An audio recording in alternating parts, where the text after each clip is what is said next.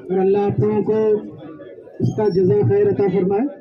लेकिन एक बहुत बड़ी बात यहाँ हुई है जो मैं आप लोगों के सामने लाना चाहता हूँ कि धरना स्थगित होगा नहीं होगा इसका फैसला आप इस बुनियाद पर करना।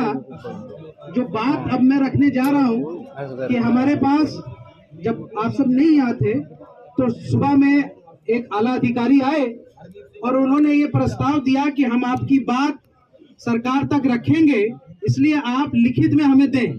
हमने उनको 3 मांगे बताई थी जिसके बारे में पढ़ के भी बताया गया और एक मेमोरेंडम के बारे में बताया गया। हमसे एक कमेटी बना करके उस डेलीगेशन में कि मुख्यमंत्री जी से मिलवाया जाएगा, उसके लिए हमसे सब कुछ लिया गया, वेरिफिकेशन कराया गया और उसके बाद खबर ये आता है कि उसमें जो लोग थे उनमें फला मुकदमे हैं।